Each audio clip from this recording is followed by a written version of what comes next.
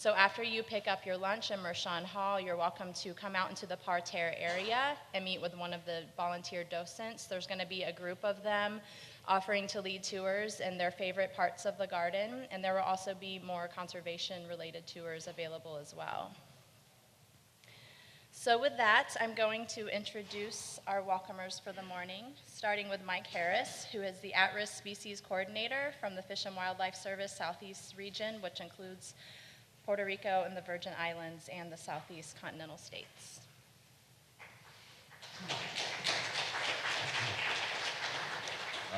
Thanks, Carrie, and thanks to all of you for being here this morning and helping this week. We have a huge task ahead in the Southeast with all the species that we're charged to conserve and all the ones that are coming down the pipeline, and the information that y'all are sharing through this process will be very valuable for us. May not be exactly clear how that's going to happen, but by the end of the day, I hope you'll have a better understanding of how we intend to move forward today. You might be feeling a little bit like a muzzleloader. Are there any muzzleloader hunters here today? You know, when you're using one of those black powder weapons and you discharge it, immediately there's a great cloud of smoke, and you can't really see if you hit your mark or if you missed or exactly what happened. But then pretty soon that clears away and you can see how to move forward. And I think a few of you might be feeling like that this morning, but by the end of the day, I hope it'll be clear how we intend to use this information. We want to make the best decisions that we can make for all of the species that need conservation in the Southeast. And your information is really critical to that. You all know a lot about most of these species, and that'll be very helpful to us as we develop conservation plans going forward. And I just want to thank you again for being here and helping.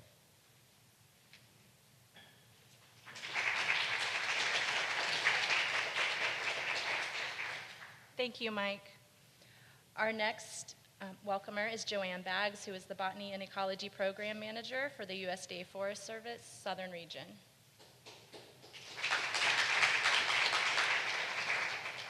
So on behalf of the Forest Service, I'd like to welcome you all back to the third day of SePPCon.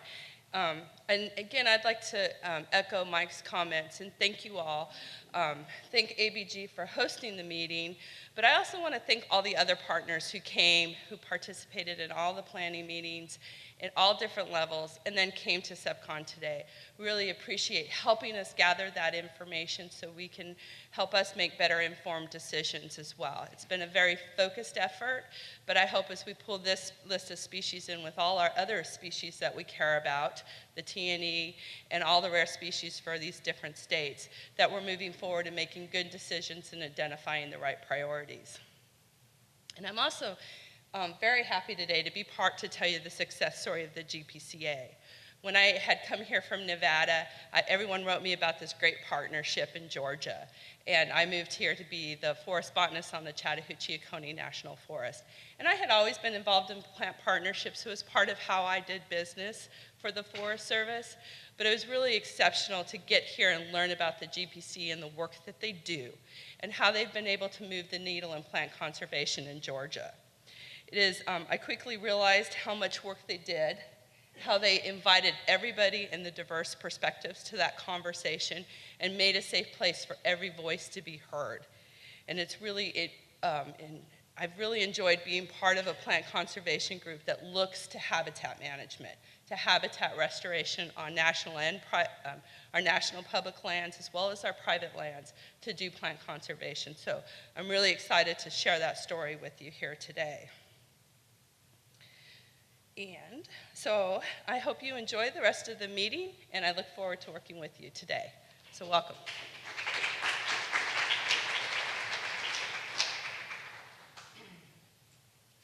Thank you, Joanne. Next, we will have Mary Fafko, Assistant Chief for the Non-Game Conservation Section of the Georgia Department of Natural Resources.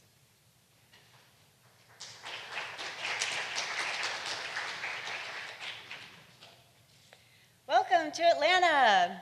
I know you've heard that already this week, but I call Atlanta home, so I wanted to say it too. But it's been so great to be here at this conference the last 2 days. and see the expertise and enthusiasm in this group.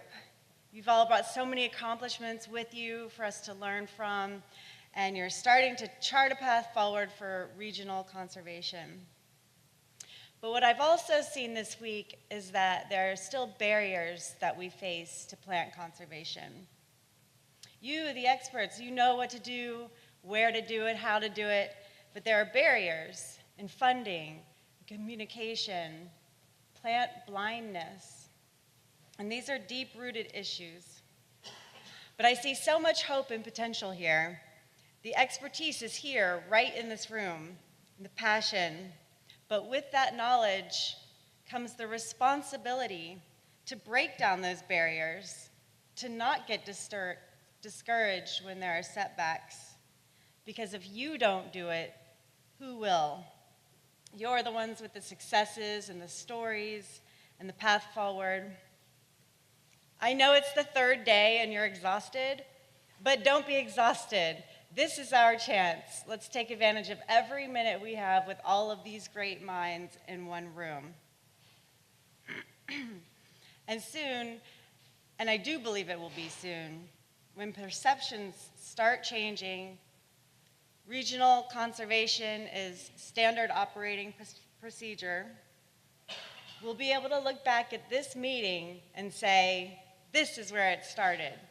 And of course, on the foundation of everything you've done leading up to this inaugural regional event. You already have done work to keep species from needing to be listed. You have candidate conservation agreements in place. The Association of Fish and Wildlife Agencies just presented its first award for plant conservation. And here we are right now, working across state borders. So all you pioneers out there, ready to break down some barriers, this is what you came here to do. The connections and partnerships and ideas that have come together this week, you're going to keep more species from the brink of extinction, keep common species common, and form lasting partnerships and friendships for the love and conservation of plants. Thank you.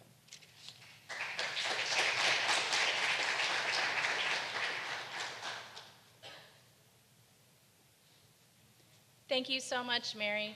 Next, I'd like to introduce Jim Affolter, who is the Director of Conservation at the State Botanical Garden of Georgia.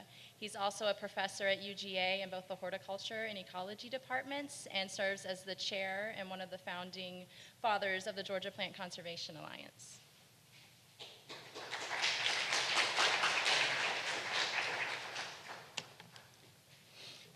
Well, we face a lot of threats in today's world.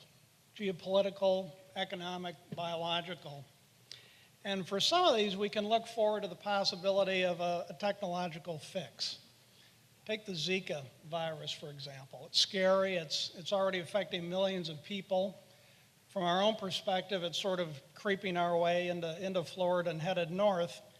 But we know that people are working on studying it, working on vaccines, and we can reasonably think that in 3 or 4 years, it's not something we're going to be terrified of, we can probably be immunized against. But there's no vaccine for extinction. We're involved in a struggle that probably doesn't have any end. It's going to take generations of people working on it. And sort of in that context and in the context of the conference, I'd like to address 2 points. The first is the really important role that networks, and I'll talk mostly from the perspective of GPCA since that's the one I know the best, but also one like the ones we're trying to build here regionally, the really important role they play in bringing young people into the field and training and mentoring them and what that means to the future. And the second is just patience. GPCA has played a really important role in getting a lot of graduate students started on careers here in Georgia, including many of the organizers and participants in this conference.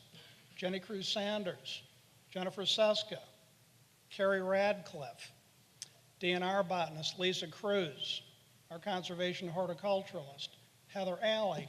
All these students worked on projects that were sped up so much by being able to get together into one room, talking with the land managers, the people that permitted, the scientists, et cetera. And it's something that not only helped them at that stage in their careers, but really it's mentored them and shaped them throughout the rest of their careers. And what's come of that, besides half a dozen, really skilled people working on conservation here in Georgia? Well, partly it's the ability and the desire to create a meeting like this, to take those same sort of values that they learned working with that group and to try and extend them to a larger scale. We're going to have to depend on literally generations, tens, hundreds into the future of people that share these same conservation values that we do. And these networks can go a long way towards fostering that. The second thing, patience. It took GPCA a long time to build up to the point that it's gotten to today. We started out 20 years ago with working on just sort of 5 projects. Now we work on more than 100 species, but it was a really slow, incremental process. And by the same token, the growth of any sort of regional network, I'm sure, is going to move in small steps initially, but it's going to gain speed. We might take a lesson from our invasive species colleagues here, the species themselves. There's that long sort of lag period where they're just sort of posing as innocents before they break out of gardens and take over the world or whatever. But then the growth can happen logarithmically. By the same token, things will start out slowly, I'm sure, with this regional network, but it will increase. Momentum will build and progress will be made. And just getting this group together, having this meeting is such a big step in that direction. So thanks to the conference organizers, thanks to all of you, and welcome as we get started on that path.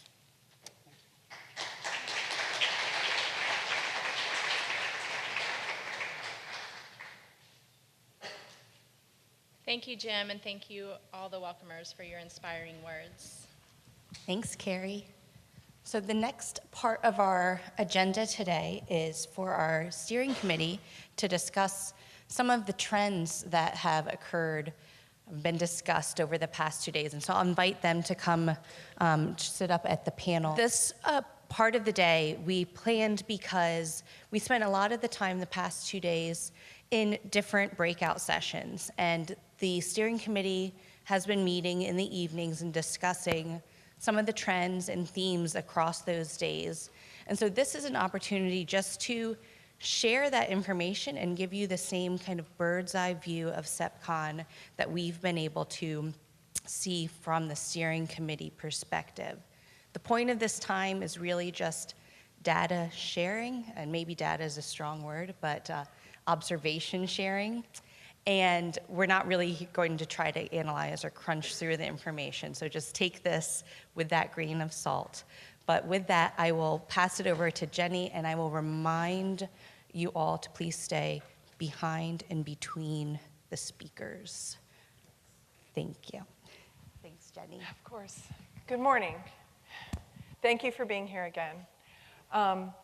The main trend that I wanted to talk about this morning after consulting with the group that I'm here with is the question I was hearing about why this list of plants? Why not another list of plants that I as an expert know are in critical need of conservation? And that is true.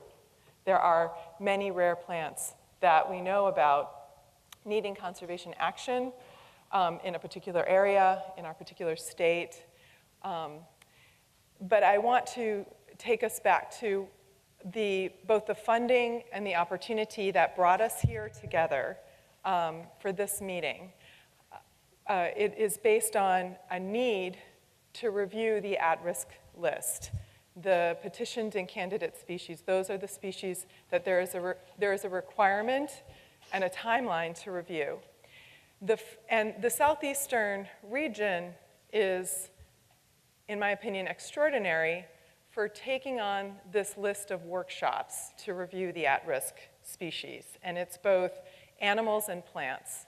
And the first phase of the at-risk workshops, plants did not get enough attention. And to their credit, Chuck Hunter especially, Dennis David, Mike Harris, Fish and Wildlife, the National Wildlife Refuge Association recognized that plants needed, Leo Miranda actually even, too, I don't even know the whole history, recognized that we needed to do a better job of reviewing the at-risk plants, that not enough information had been gathered through the first phase of those workshops. The simple fact that workshops were happening was amazing, but then the realization that plants needed more attention, we know they need more attention. That's been one of the themes I've observed throughout my career, but also throughout this meeting as well. So when the opportunity came up to have a phase 2 of the workshops with the Forest Service, it happened almost at the same time that I had been talking with Mary Pat Matheson, my boss. I'd been talking with Jim Affelter and Jennifer Seska about having a Southeastern meeting here at the garden. And could we combine it with their desire to have a workshop on state-based plant conservation alliances? The Botanical Garden wanted to pull together what we were doing for imperiled species across the southeastern US. And so these ideas were all coming together at the same time. So I approached Leo Miranda about 1.5 years ago and asked him, I said I heard that he's with the US Fish and Wildlife Service. I'd heard that they wanted to do a plant meeting. We wanted to do a plant meeting. Could we put those two ideas together and have a rare plant meeting in Atlanta and also have it be a way of gathering information for the at-risk plant list? So that's sort of where we were coming from. That's why it's that list.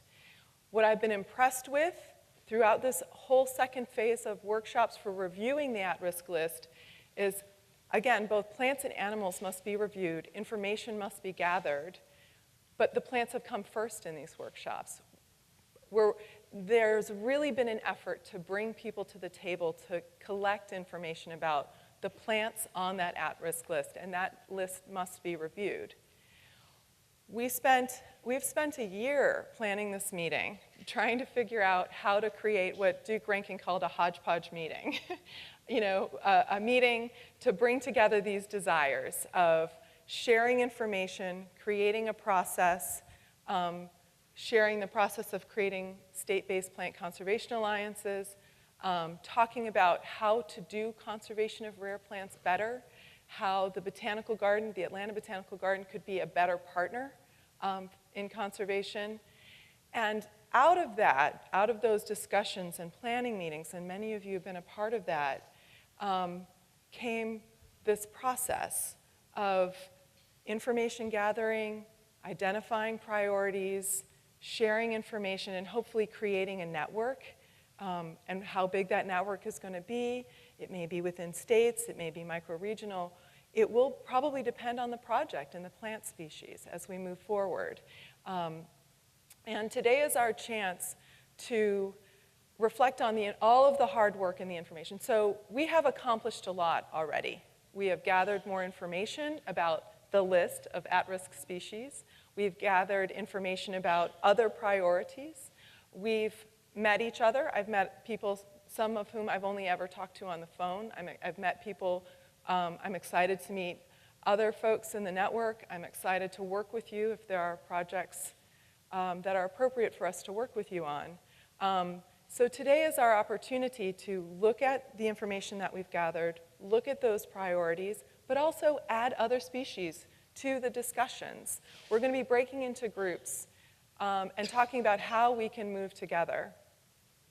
And the first projects that you work on with your group may not even be those priorities that came out of the at-risk list. That's okay, because you identify the priorities that need to get done and figure out a way to do it. And as Jim mentioned, it may be one project. You may start with one, maybe 5.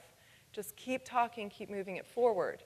We're going to be looking also, another trend of what I'm hearing is, what are we doing next? How are we getting this information? We want to hear from you how you want to hear this information and how you want to go forward. We're going to be sharing contact information. We're going to be sharing content, and I want to keep this discussion open as we think about the future of how we can continue working together. So thank you.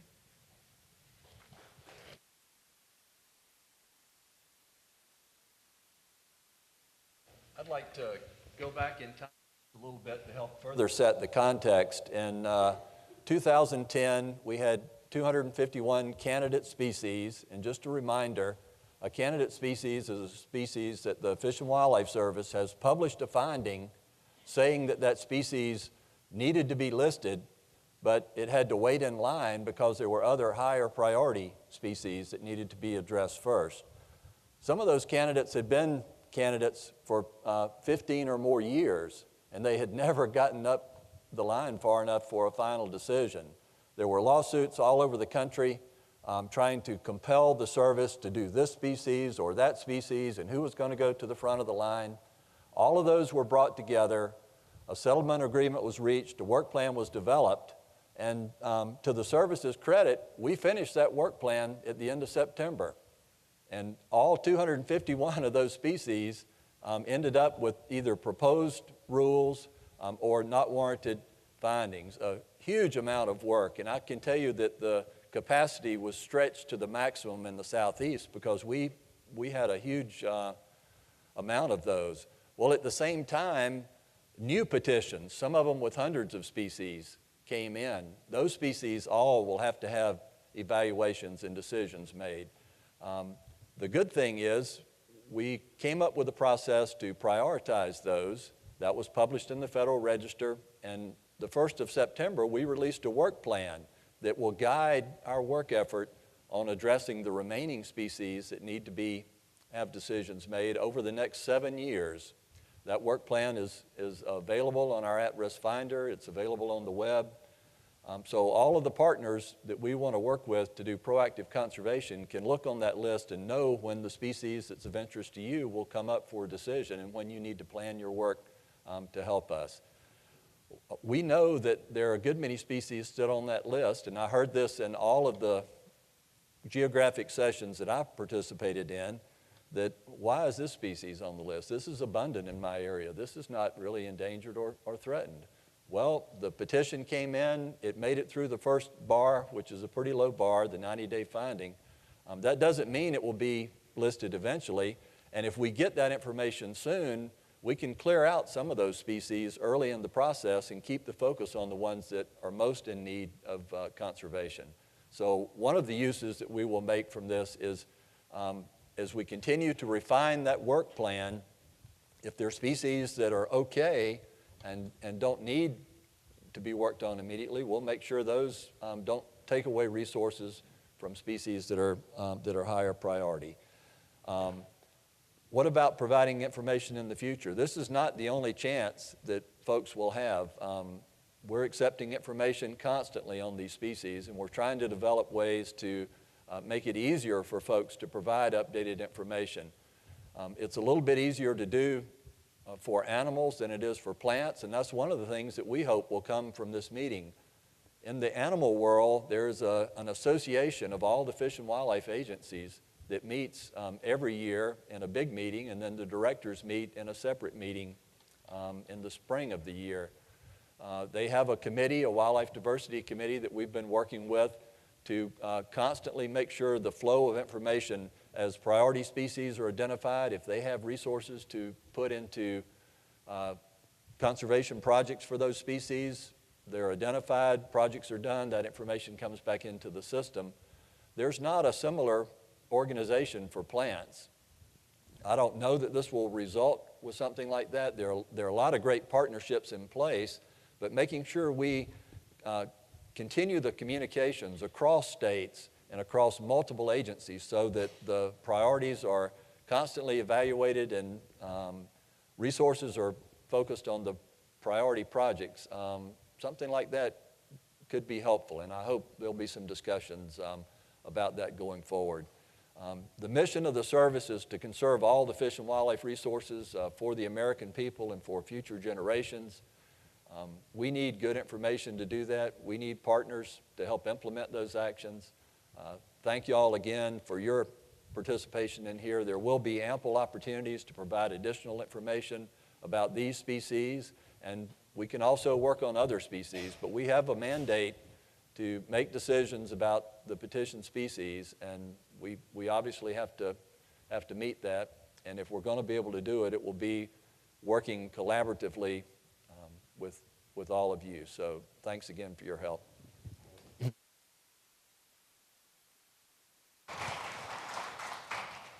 Hi, I'm Mincy Moffett with the Georgia DNR. If y'all will allow me, I'm going to sit down. I've got a wicked headache right now, and I'm going to try to focus on the few points that I have here to share with you. This is just a quick list from yesterday. Several times we heard that people would like help with permitting for collecting or possession or crossing state lines, coordinated blanket permitting, streamlined permitting. There was also an interest in a listserv for the PCA, Southeastern PCA, a SePPCon listserv, maybe a PCA webpage, web forum. State and regional PCAs need, this is a big point, state and regional PCAs, if they're going to be set up, need paid, dedicated coordinators. Let me say that one more time. Paid, dedicated coordinators, not just people doing it in their spare time as something extra. Nobody's got that kind of extra time. The GPCA would not exist as it does without the fact that we have a paid, dedicated coordinator, somebody who beats the bushes and hustles, gets people in line, and can recruit the people necessary to do the other jobs to have a really dynamic PCA. So if you want a dynamic PCA, you got to have a paid, dedicated coordinator. Okay, everybody, as you get into your state delegations, you should be thinking about ways. If you have to pass a hat, pass a hat. If you have to go knock on the door, knock on the door. If you have to ask the feds to fund it, ask the feds. They may say no, but you got to have a paid, dedicated coordinator. The last thing is plant people or PCAs that are yet to be formed or have been formed in states without a lot of support from their state fish and game or DNR organizations. They need to redouble their efforts to get their state agencies involved. I don't know the landscape, the political landscape in states that don't have a lot of support, maybe that don't have state plant protection laws, don't get Section 6 funding, don't include plants in their swaps. I don't know all of that about every state. What I do know is that if you're interested in having a good, dynamic PCA, you're going to have to get your state agency involved in some way or another. It's a major leg of the stool. You can have maybe we'll call it Jenny's stool. Yeah, you know, yeah. Not a joke about my infirm stool that, okay. Anyway, where's Mal Hodges? But seriously, you need to figure out a way to meet with your state agencies, state agency people, informally. Get them involved in some way. Even if they don't have money for you, they have state land that they manage. You can get their permission to do your work on their state lands, bring them in little by little by little. As their biologists who work with you, even if it's not their main job, as their biologists are able to attach themselves to projects that are winners, and that's what you'll be doing for them, is bringing them winning projects, just like just like DNR brought our folks winning projects when we were doing projects with the GPCA. Headquarters and higher ups love winners. They love winning projects. They're not going to say no to winning projects, especially winning projects that don't cost anything, that cost almost nothing.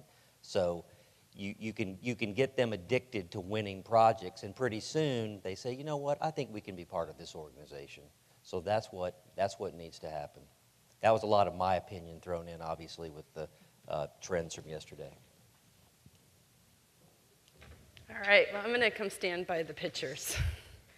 And I've enjoyed looking through them and just remembering some of the work that we've done. I'm very proud of the partnerships we have here in Georgia, as well as across the Southeast.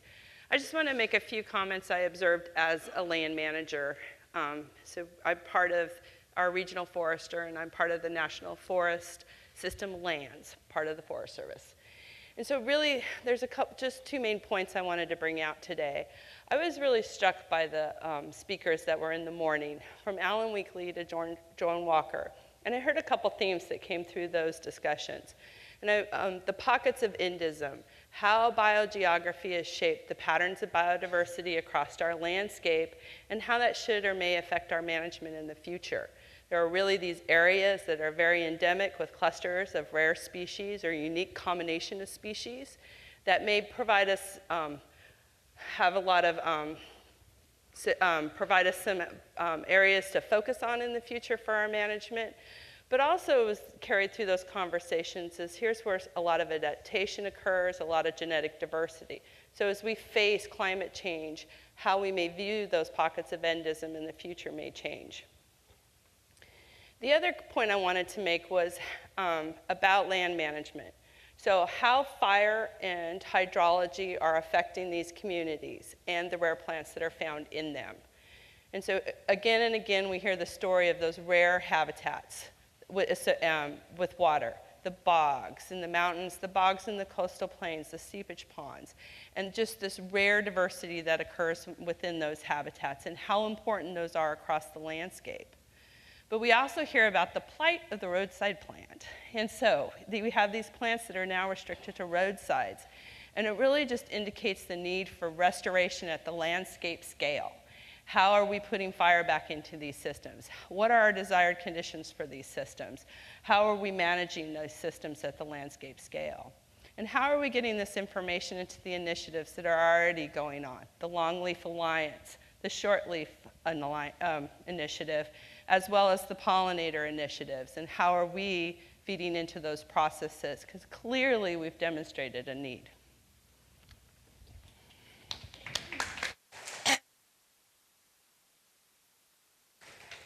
I'm Jennifer Seska, State Botanical Garden. Over the past few days, I've been warmed over by people's openness to networking. It's not something that we talk about as, it's doable. It's doable, and people are willing to, and before we talked about, and when we talk to professionals about networking, we carry a big R, responsibility. I'm an agency person, I'm a conservation biologist at a botanical garden, I'm a land manager, and I'm in charge of restoring this land. This is my responsibility, and I need to do this work. Now people, we're owning and we're working together that we need to come together and build on work together and let go a little bit and trust each other. And in past years, looking back 20 years ago, that didn't happen so easily. In this room, conversations the past 2 days have been flowing effortlessly. Hearts are open, hands are open. Come sit down, tell me about your work. Maybe we can collaborate or share or do. I would love to come see what you do 2 states over. Y'all come over and see what we do. So I guess it's the ethos, the ethic, the openness is wonderful, and I've seen that here. The other thing that has been remarkable with the technical sessions, when we started GPCA, we didn't have a species list, and we spent a lot of time hemming and hawing about what could we do, what should we do, there's so much to do, good Lord, what can we do? Coming from this meeting, we're going to get feedback by state or sub-region with a list of species that need some attention. And maybe we can tick off some of that work.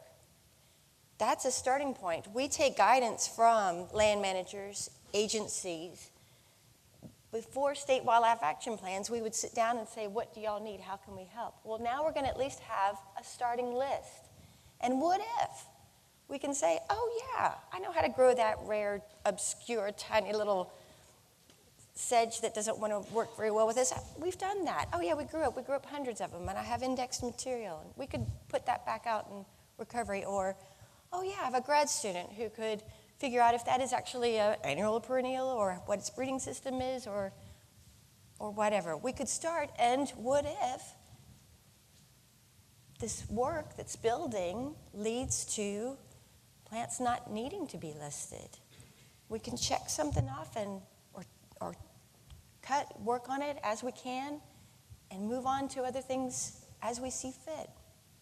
With GPCA, we didn't start with federally listed plants. We didn't start with G1s. We started things that were locally rare in our state because we're state-centric.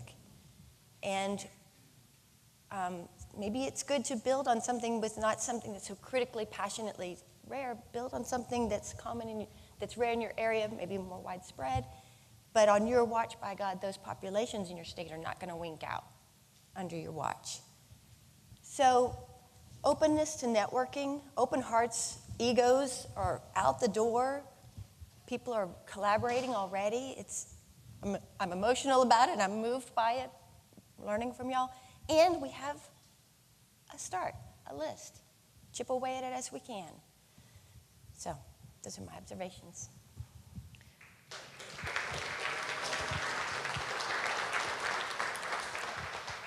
I have a question for this group here that they did not know I was going to ask them, so give them a moment to think and collect their thoughts. This was a great, real high-level picture, but what is something even more granular that you were surprised to learn over these past 2 days? And maybe we'll give Mincy a break because he has a headache. And while they're thinking for a moment, I am going to pick on our wallflowers.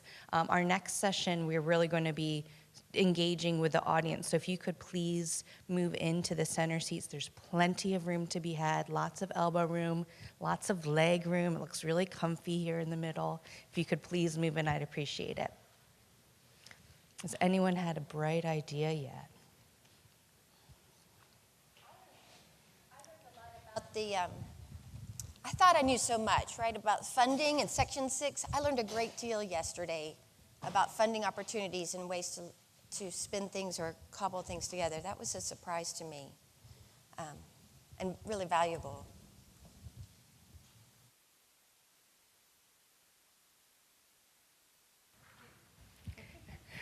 I think that there's lots of them sticking out to me, but the one thing that it brought to my attention I've already mentioned, but really those roadside plants and all that's left in the habitat. So I also serve as one of our vegetation ecologists, and so for me it was an aha moment that here's rare plants, this is also where my invasive species are, and this is also really a need for vegetation management. And so for me it was good to bring these all together. But I think what I learned and when I've had the discussions talking to people around the room is some of the opportunities we have in partnerships that I had not thought about that I could bring to bear on some of these issues. And what I thought was a local issue is actually a regional issue. So for me, with the regional perspective, that was a really good point to bring home and back when I go back to the office on Monday. One thought, it's not really revelational, but it really has to do with everybody that's here. For me, meeting people that I've seen your names for years, more than a decade. I've never met you. Maybe I've traded an email with you. And just to learn about what you do. I guess I shouldn't be surprised, but I was surprised at how many great, awesome biologists, ecologists, horticultural specialists we have in the Southeast. And I mean, I know that not every state is represented here, so I can't imagine what it would be like if everyone from the, that is sort of in our group from the SePPCon footprint, those 17 states and territories. I can't imagine what that group would be like. So I'm very impressed. I would be surprised if there's anything that this group can't do if it wants to do it. It's always interesting to me, the new terms that you learn, like animal blindness. And I'm not sure if I have that the right way, but I guess maybe that describes something I've been suffering from most of my life. Since I'm not a botanist, I have worked primarily on various, mostly terrestrial wildlife species. But I'm committed to overcoming that and trying to do a lot better for plants. So if y'all will bear with me. And Mincy, I'm making progress, I think. Wouldn't you say? Anyhow. I've been working on it for over a decade. Still in training. And then the other the other term that I really thought was good, both of these came from Alan's presentation, but this idea about way stations, that's not a totally new concept for me, but I think linking it to that deep history idea is really fascinating. And where are those places on the landscape that, because they don't have that much people or development, whatever processes and communities will be there in the future with climate change, they're large enough, they're remote enough that those processes can continue to work, the disturbance regimes, et cetera. And I think through the landscape conservation cooperatives and other efforts, we can identify and help to make sure that we have enough of those out there to carry forward the flora and fauna that we'll have in the future. I think that's a valuable concept, and we need to do more planning of that at that large scale. It's not always fair to go last because everyone said already very good things. For me, I have been constantly surprised over the last few days by just trying to think about things from a different perspective. So something that I felt like I had clear in my own botanical garden thinking, thinking about it from the perspective, say, of NatureServe, and just hearing those comments back and thinking, maybe how can we communicate on this a little bit more to make sure that I'm understanding? Or from the perspective of a state heritage botanist who didn't hear something the same way I heard it. And so just taking time to think through those sort of surprising moments. And there isn't any one, there have been many. That for me has been really terrific and caused me to pause and caused me to worry and panic and then also be happy.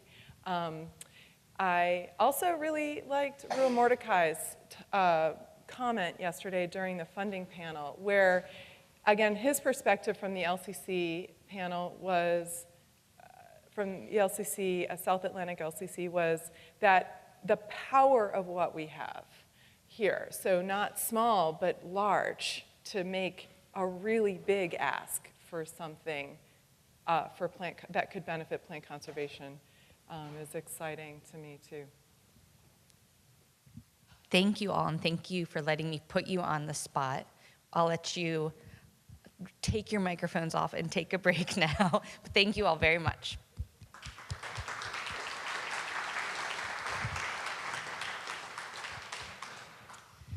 So on your agendas, this next part of our day is called listening session. And so it's just going to be you guys and me, and our steering committee is listening. I told them they are allowed to answer some of the questions I ask, but we really want to hear from you, our guests of SePPCon. Some housekeeping points on that. There will be, after this event, a survey distributed for you to give full, complete feedback on this event in your quiet office as you can think it through. So this is not the only opportunity to provide us feedback, but we wanted to have a chance to share the feedback and have a conversation among the group instead of just that linear one piece of paper that has some feedback from you after the event. So the questions I'll be asking are in that theme, just getting some feedback about how this first SePPCon went, what we are going to do with it moving forward, and how we can keep SePPCon being of value and meet the needs of the southeastern region in this plant conservation effort. The first question I'd like to ask is really basic. There's been a lot of data that we shared, that we developed, that we have been seeing over these past 2 days. We know that you want it. We wonder what's the best way to get it to you all. And Mincy was suggesting some items he overheard between a listserv, web page, web forum.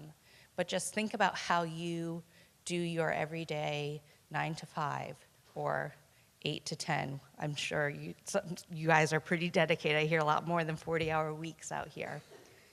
What would be the most useful way for you to have access to this information after we go home next week?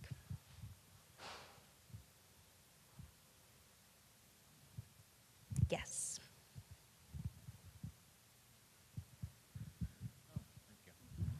One thing that I heard other people talking about here is the importance of having a list of all the delegates that are here and their name, address, and where we can reach them to stay in touch with each other.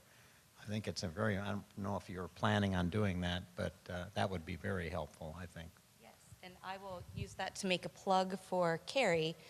This is where the survey that has been distributed to you all, if you can fill those out, this is not the event survey that's yet to come. This was sent in advance after registration.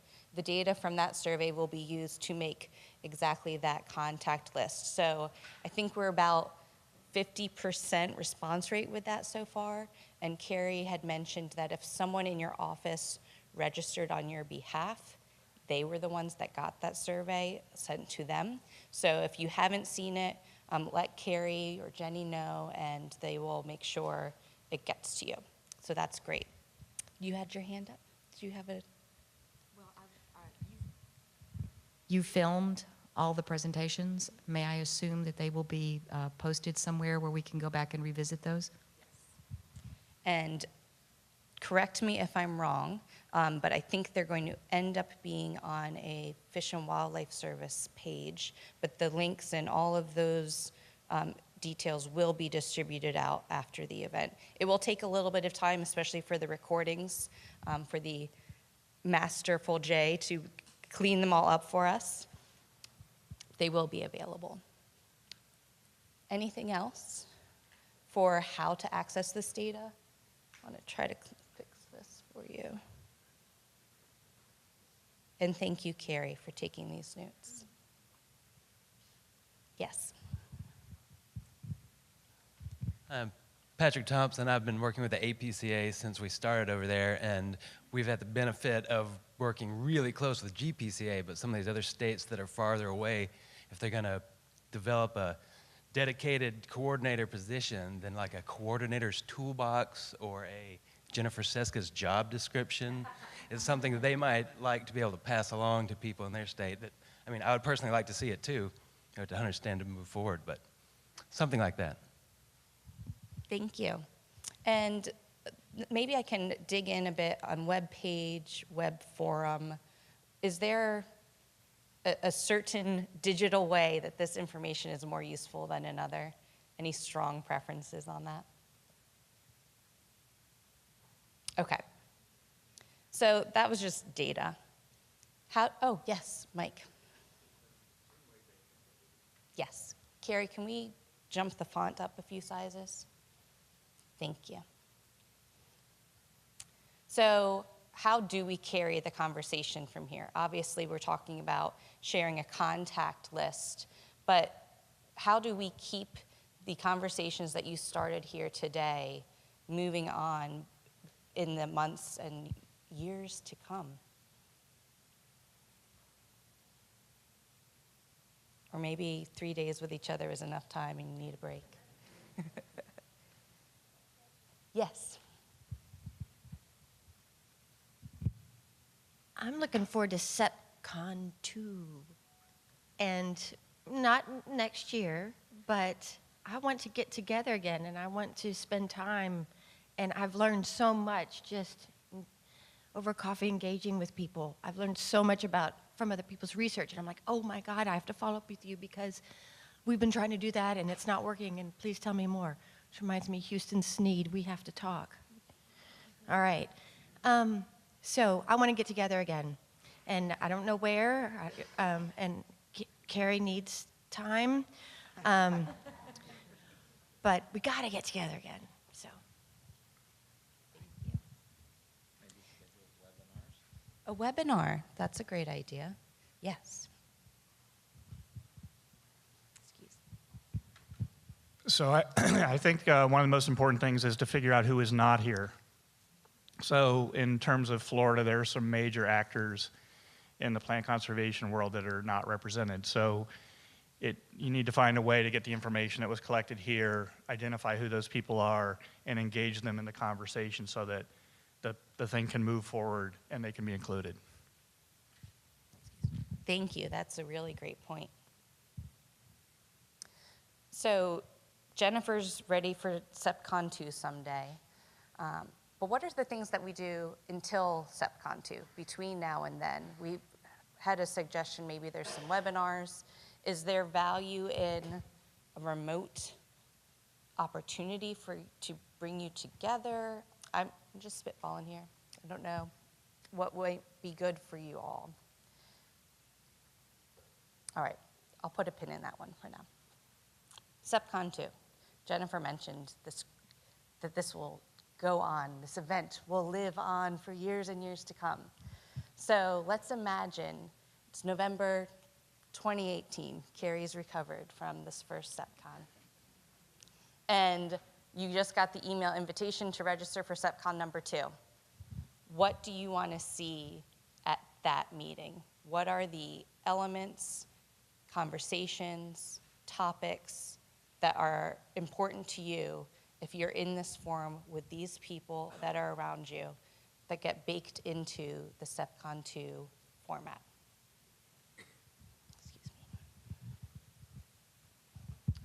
I think ahead of time, maybe we can look at some of the species that might be discussed, so those things can be emailed out, so we can prepare for those a little bit ahead of time.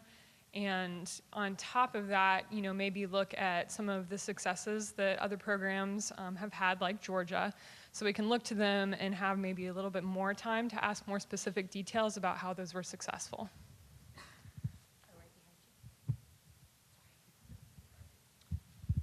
I'm Wes Knapp with the North Carolina Natural Heritage Program. I'm the new guy in the room.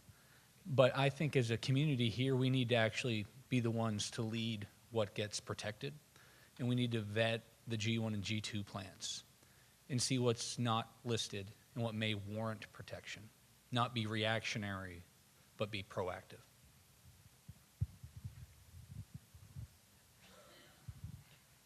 Stephanie Kuntz, Archibald Biological Station. I think the list that we had was great. It would have been nice to definitely have it in advance.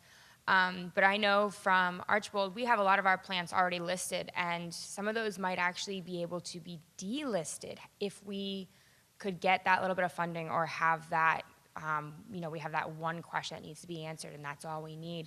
I know, for example, we have a species that with U.S. Fish and Wildlife Service, we have had a proposal written for 3 years for just in case they have that little bit of extra money.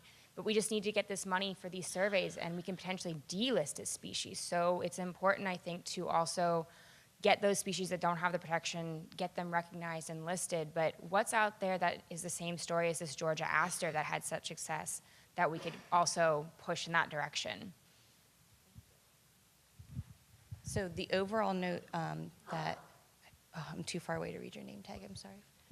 No, next, your name's? Sunny, thank you. Sorry, my hand's right in your face. The overall note about success stories is really good, but I wanted to let you know that the one example you gave with the GPCA and being able to dig into that, we will be working through that exact case that you mentioned this afternoon. We'll hear some success stories from GPCA and get working on developing more PCAs as needed throughout the region. So that is more to come today. So I see 2 hands on the far side.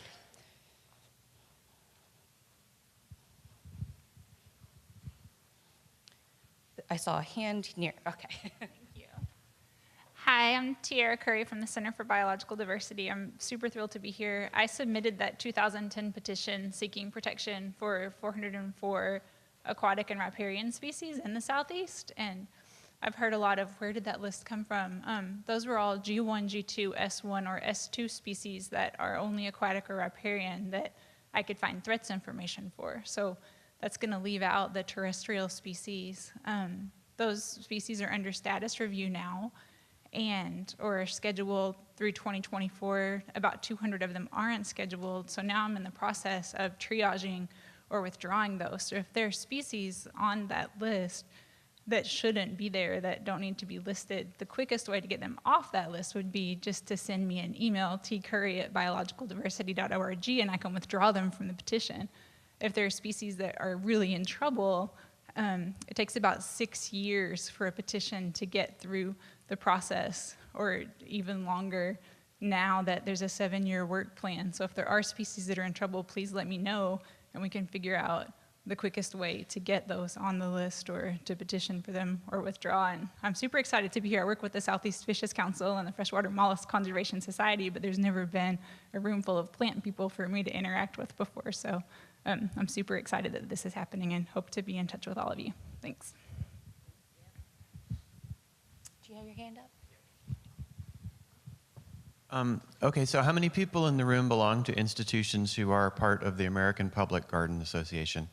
Please raise your hand. Okay, so those of you that are, I'm one.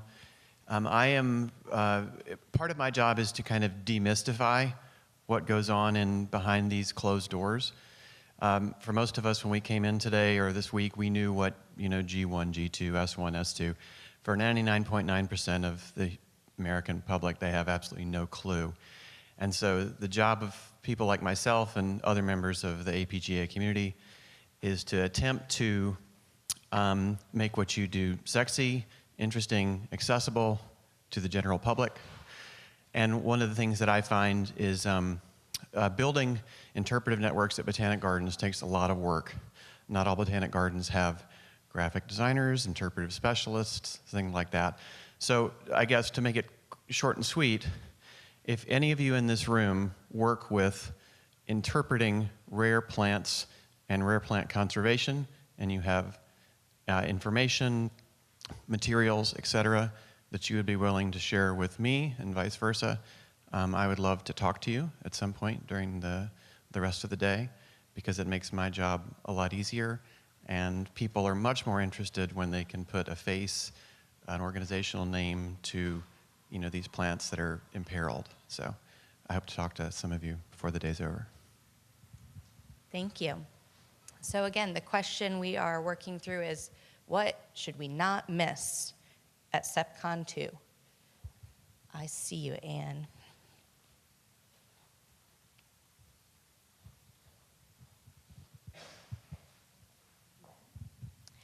Hi, everyone. I'm Anne Francis, lead botanist with NatureServe, and it's great to hear people throw around G1, G2, S1, S2. I want to reiterate a point I made yesterday in my talk, because I know not everybody was there, which is that these global ranks and state ranks are not a given. They need to be updated. A lot of them were ranked 20 years ago, 30 years ago, and have not been updated. And we need your help to do that, both in terms of getting your information, and we need funding to do it. And so I feel like that is often the elephant in the room. We are all hardworking, well-intentioned. We could do so much more if we just had a little bit more funding. And so one of the things that I really think is missing from here is federal government representation at the national level from different agencies. Is anybody here from the Park Service? Anybody at all? National Park Service? No. US, one person? USGS? DOD, one person. Department of Transportation, one. Federal Highways. Okay, so these are the people that have federal funding that if they just gave a little bit could go a super long way. There are also agencies that give to the National Fish and Wildlife Foundation that can influence how that grant money is spent. I feel like we're sort of, it's great to work bottom up and grassroots up. We need also a top-down approach. I mean, we have rare species that occur on private land, multiple federal lands. We're not, somehow I feel like we're missing the big picture, and the Endangered Species Act is great in terms of making us focus on this smaller subset of species that might potentially go extinct. But we're sort of, I don't know, like the big picture view, I feel like, how are we doing for plant conservation overall? Who's got their eye on that? And I don't have an answer. if any of you do, I really want to hear it. So I guess, you know, and just so you know a little bit about NatureServe, there are 3 of us here, botanists. We do all the G ranks for all of the plants and lichens and fungi. 3 people. Just to give you a sense of what we're dealing with, you know, from a heritage perspective, our heritage botanists don't have the resources they need to do the monitoring they need. So I feel like there are things that are just sort of taken for granted, that NatureServe is going to be there doing the ranks and the heritage programs are going to be there updating their S ranks. And we've sort of reached this critical point where we might not be able to do that or do that as well as, you know, we used to in the future. Sorry if I've been on my soapbox for too long, but... Any reaction to what Ann shared?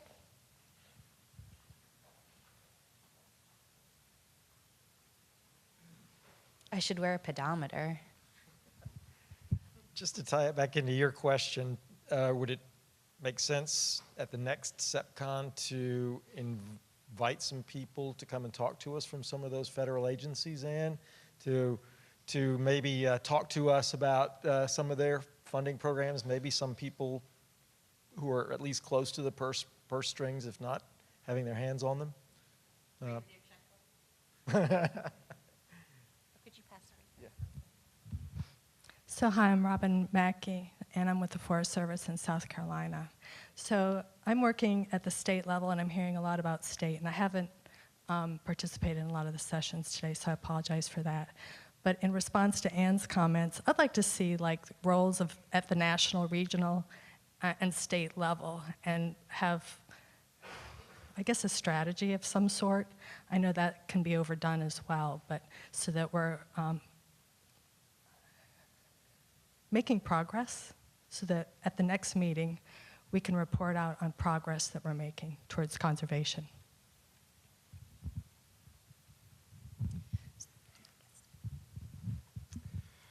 Hi, I'm Joyce Mashinsky from the Center for Plant Conservation, and I want to commend the organizers of this Southeastern Partners in Plant Conservation session. I agree with Jennifer that you need to meet again, but I think you need to meet more frequently, honestly. You've got such good momentum. So many people here in this room indicate that there's a great interest.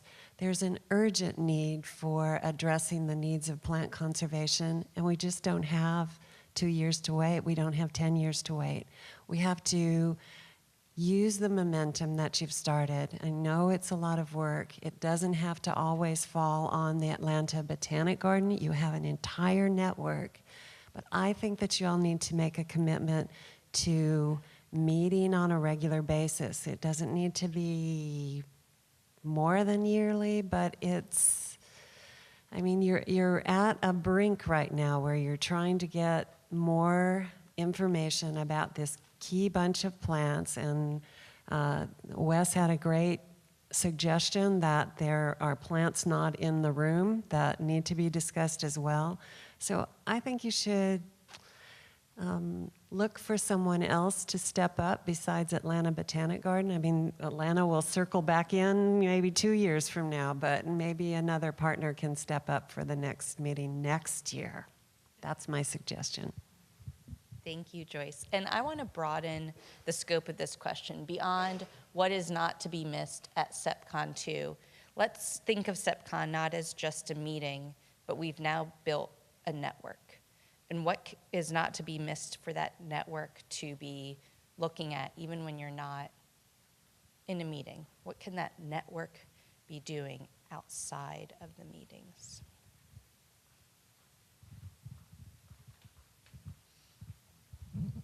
Others have already alluded to this, and thank you for pointing out the lake whale species that maybe are being close to recovery. And we had hoped possibly to talk about species that are already listed and where we are in implementing recovery plans, and we just didn't have time to do that at this meeting. And we also had the pressing need of the at-risk species. But I think some additional emphasis on How do we enhance recovery? How do we speed up doing the things that have been identified to recover the plants that are already listed? We certainly don't want to forget about those. So I think that's something that more emphasis could be put on in a future meeting. Thanks, Mike. All right.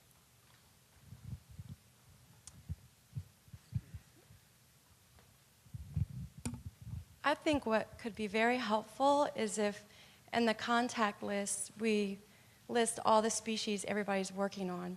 So that way I can say, oh, you know, Mike has Echinacea laevigata, or this person's working on this species, and then we can contact those people when we need to reach out to them or get additional information.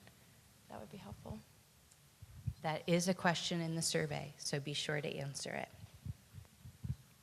Mike Coons, North Carolina Botanical Garden, and I think building on what April was saying is having not just a list of names and taxon, but being able to link those into groups. There's a lot of people that are working on the same species. Some of them are really narrow endemics, and you're not going to have people throughout a region working on them, but things like Echinacea and a lot of these species that still fall into this category, and a lot of our listed species occur across multiple states. And having a way to share that data and that information of who's doing what, who's doing seed banking, who's doing reintroduction, and then being able to link all those people into one conversation so that those recovery actions can be met and not duplicated. There's already some forums for that. I don't know if Center for Plant Conservation wants to be involved, because that's a lot of the data that they've been tracking for since 1984. But finding some way to get that information into everybody's hands would be really useful. Saw a hand in front. And we have plenty of time, so we'll hit everyone, even if it takes a few moments. Actually, I saw Amy. Amy Highland in Mount Cuba Center, and I hope I'm not over speaking for folks, but I really hope that after this people will call me up and say, hey, I need help with this. I know that I certainly am going to take a liberty with all of you since we've made these contacts, and call up and ask for help with permitting and tap into your experience and that kind of thing. And I hope that with this survey and as these things come out, that you will all feel free to call me up and say, hey, I see you've been growing this, or hey, can you grow this, or you know, what we can do. That's one of the things being new to this group, is that I don't always know where I can be helpful. And I hope that we have the ability to reach out to each other and engage each other individually. Hi, I'm Tara Littlefield, the Natural Heritage Botanist for Kentucky.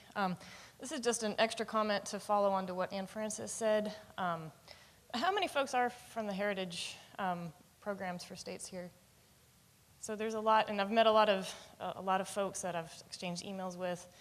So that's been really great. And also adding on to some of the other comments that some people had, the species that we were reviewing, the at-risk species, a lot of that information maybe was pulled from outdated data, like Ann said, and how we actually go about networking from the NatureServe perspective to update that information on NatureServe Explorer. You know, from a Kentucky perspective, you know, I looked at the 30 or 40 or so species that are G1 through G3. If I just had, you know, better networking with some of the other botanists in the other states to update that information on NatureServe Explorer.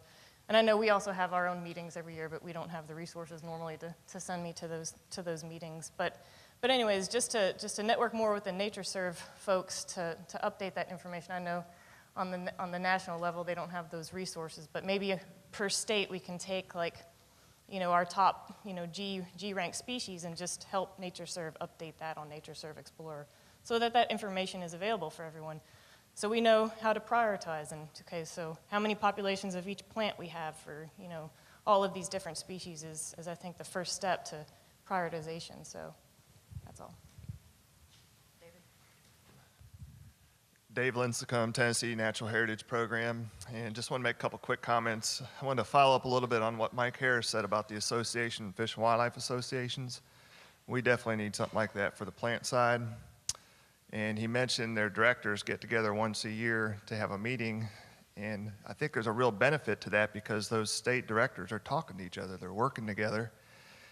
And I think they even have maybe quarterly conference calls or something like that, but they stay in touch, they communicate.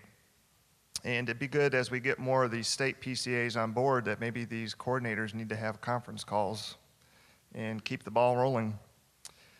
Secondly, for the next SePPCon, maybe some training workshops. I know GPCA has the Botanical Guardian program, and maybe there could be some training opportunities to help states get programs like that up and running, and maybe even do them concurrently where the botanist might be handling some more technical issues. Maybe we have volunteers tackling some training.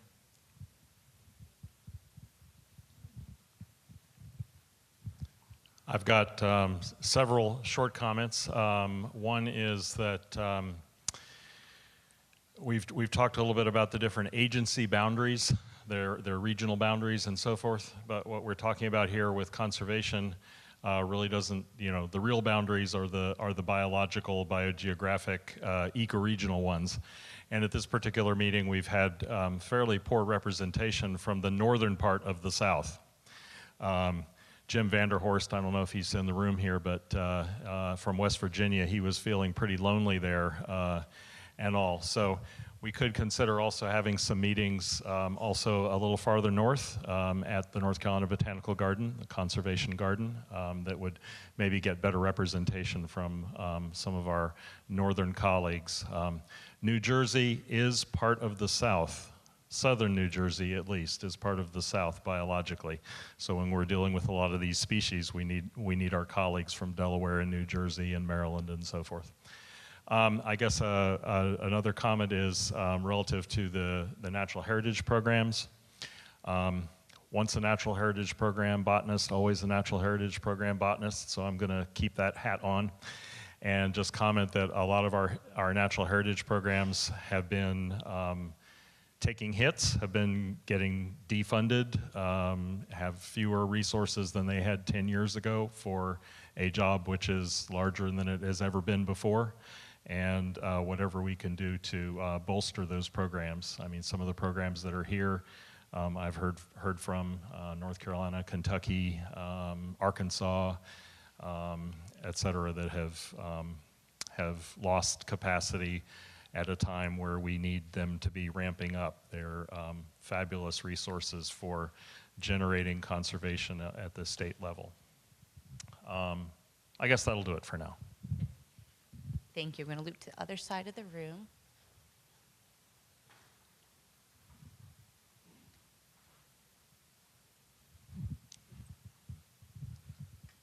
Hi, I'm Lisa Cruz. I'm with Georgia Department of Natural Resources.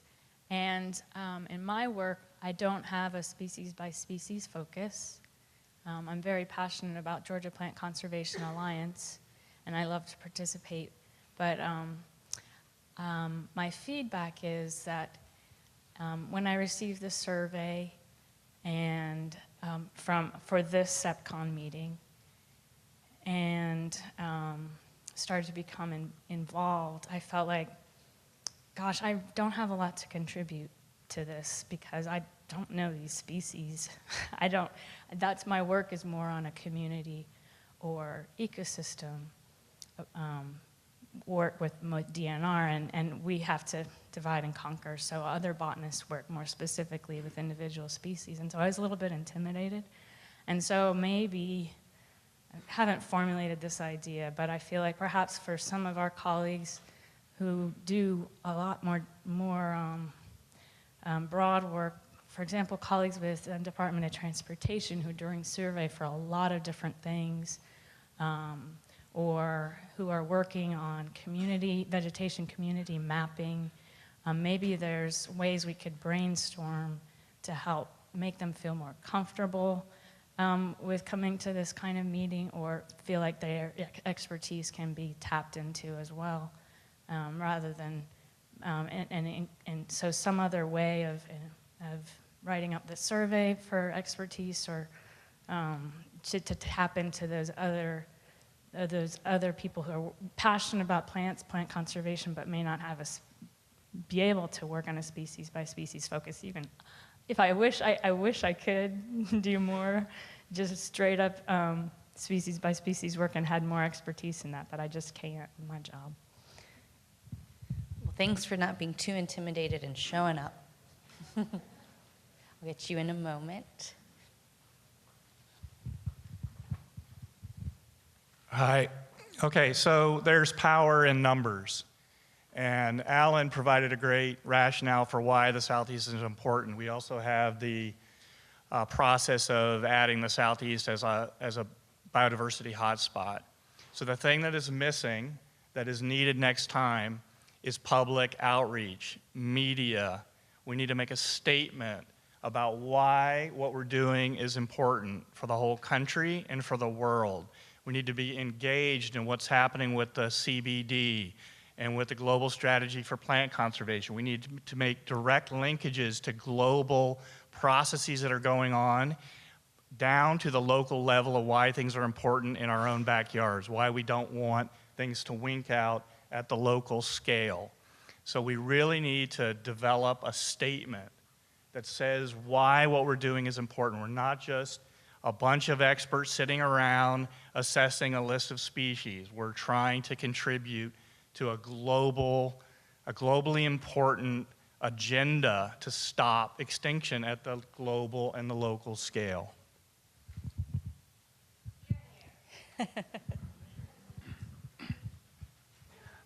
Jamie Colazzo with the Georgia DOT. I'm an ecologist with them, and that was a great comment that was just made, but I wanted to follow up on what Lisa Cruz said, and I feel like she was kind of maybe reading my mind a little bit because I was thinking some of the same exact things that she said about my perspective. So I'm here with a few of my colleagues, fellow ecologists from the Georgia DOT, and we're kind of, like Lisa said, none of us are, some of us are better than others as far as, our knowledge in plants and stuff. But we're all just kind of general jack of all trades, master of none ecologists. And so we're here kind of more in a supportive kind of context, and we're here more to learn than really to contribute. Not that we don't want to contribute, but we just don't maybe have as much to contribute as some of the more professional botanists here.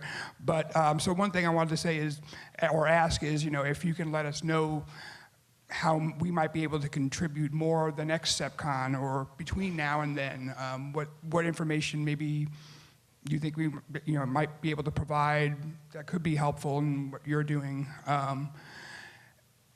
And I talked to Jennifer Seska a little bit yesterday too about how the fact, and Lisa mentioned this too, about how we have not just on our own staff, but all the consultants that we have doing surveys all across the state of Georgia. They're collecting all this data on plant communities as well as specific species, particularly when we do wetland delineations. We're cataloging species, plants to the species level as much as possible. So we got all this data that we're collecting, and how can we possibly, transmit that onto you guys to help you get a better sense of what's going on out there? And I think we are the only state DOT that's even here at all. So maybe if we can reach out next time to other ecologists from other state DOTs, to maybe bring them into the meeting as well, see what they have to offer.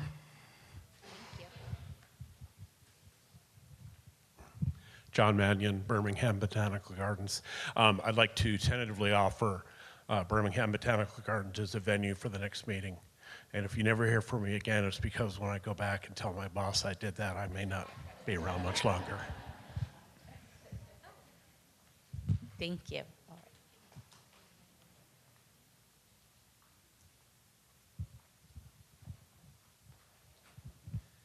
Hey, I just want to say that I agreed with Joyce's comment about doing this annually, but it seems like we also need, because I'm leaving here, and it's like I have had a great time, seen a lot of people I haven't seen in a long time, but I don't really have formalized do-outs for what to do. And so if we have annual meetings, but there are like a formalization of actions that would tie us together for the next meeting, and not just we gather once and then we meet again in a year and nothing's changed. And so I know this is kind of like what we're talking about, but it's not really formalized. And if people, on the last day could leave with, hey, I need to do X, Y, and Z, or I'm on this group that's doing this. I think it would help. So, thanks. Thank you.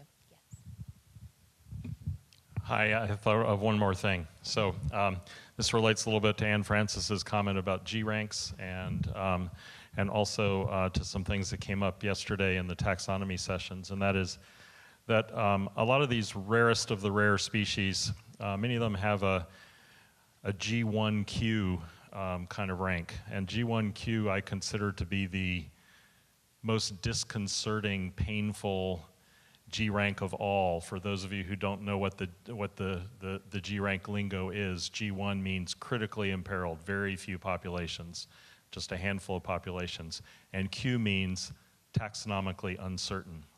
So those are the plants that are sort of on the knife edge of either we should be putting a lot of resources into making sure they don't go extinct, or we should be ignoring them because they're meaningless.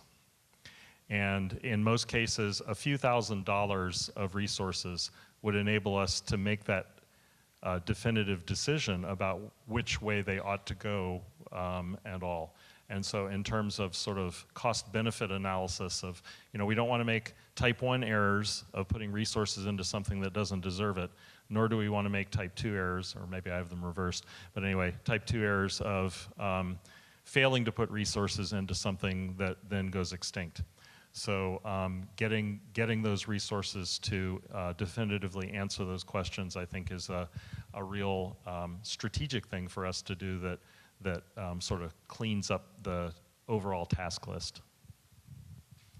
Thank you. And something I want to piggyback on Wade's comment, let's still continue talking through what are we doing in the future with this network, with the opportunity for this meeting to happen again. But a little later in this listening session, I will be asking kind of what are your self-prescribed do-outs? What is it that you are going to do when you get back to your desk Monday morning as a result of being here? This first SePPCon was not structured in a way that we are giving you marching orders, but I'm sure you've been dreaming some up. So just a pre-read on a question I'll be asking you so you'll be ready for it. But are there any other questions or comments about the future of SePPCon?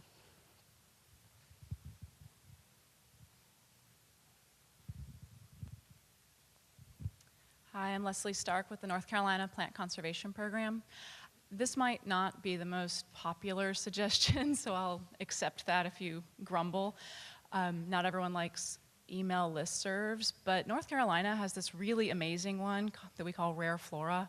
It's hosted through NC State University, and that keeps the people working on rare plants in the multitudes of ways that people work on rare plants in North Carolina so connected.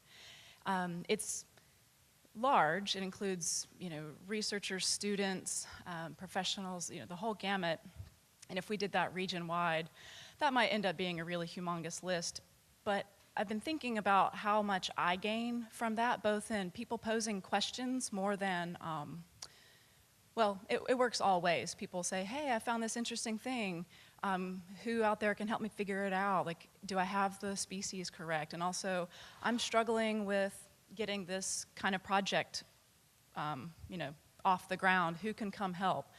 And it seems like something like that could be really great for this. Again, it's fine if you discount that because not everyone likes email listservs, but it's a great way to connect when you can't drive and meet each other. And it allows for more spontaneous conversations, like things that come up. You say, I'm interested in talking about this. Who's interested in talking to me about this?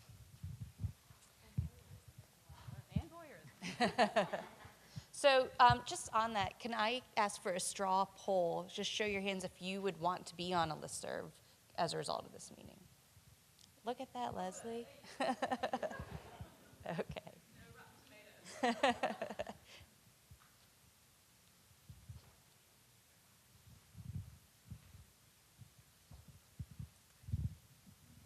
Along similar lines, North Carolina also has a really great annual meeting of botanists where it's called the Rare Flora meeting in the spring, and people, botanists all across North Carolina get together and hear updates and tell each other what they've been doing. And it'd be a great opportunity for people from other states, too, to come and hear what we're doing, and we could share ideas. It doesn't have to be only for North Carolina botanists. And that's in March, usually. So in planning for this meeting, definitely one of the things we didn't want people to feel like we were doing was giving them more to do in their busy weeks, more tasks, more paperwork, more reporting, more to do. But it's definitely true that we need a call to action and to subdivide it and figure out what we're doing next, because it's clear that there's an energy and an enthusiasm and a desire to do this. So as we go through the things we do today, we're going to be broken into small groups, and each small group has a group leader.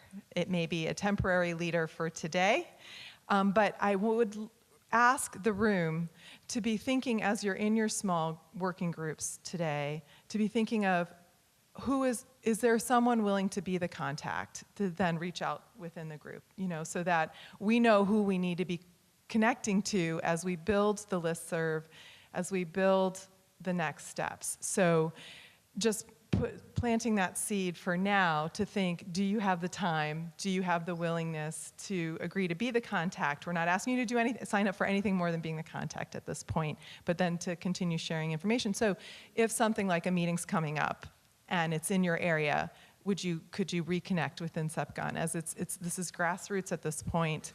As we think about what I think maybe one of the first calls to action is to keep reviewing this list. Are there things that we can take off the list? Are there things that to show progress from this meeting to get that traction from above so that we could then ask for more money to do this again? So that's just planting the seed. Planting the seed, very funny pun. My name is Mark Patterson. I'm with a local government agency, and one of the things that I thought was really interesting as a land manager, because this has kind of come up as a common theme, is we've talked about who's not here. Well, what I don't see is a lot of local land managers at this meeting, county governments and things, and some of these lands have some of the specific species you're talking about, and that is kind of remiss that we don't see those come to this, some of those members here at this meeting. Funding is an issue for all of us, and yet the local governments often have funding that can supplant some of the needs that you have as long as you're working with them on their public lands. For instance, SPLOS funding, just in my department alone, we have over $250,000 a year for restoration work for the next 5 years. And some of that can go to protected species and go to whatever we decide we want to do with it. So, that's one of the things that really kind of has come up with a common theme for me. One of the things that's lacking from the local land manager standpoint is training or knowledge of who to go to. And that's why I like the idea of the listserv. I like the idea of this meeting and the ability to network, because that's what's missing. And from my perspective, and working with a lot of recreation and park agencies throughout the entire state, they just don't know where to go. They'll go to their state DNR and hope they hit the right person. But they don't know about meetings like this often. And that may be one of the things to consider when you're looking at how to outsource this information, is finding those critical people that have those networks beyond what's right here in this room. Because a lot of us know each other. But what you don't know is all that plethora of people out there that don't currently know about this type of a group, and yet are trying to do some of the same things you're doing in this room on their own personal lands. So I think that's just something to keep in mind, that yes, we do want to think globally, we do want to look at these national agencies, but in the Southeast you have a tremendous amount of local county government agencies that have funding and have these plant species potentially in their areas and don't even know it. So there has to be some sort of a training opportunity for these people to become involved as well. John, is your garden big enough for all of these people?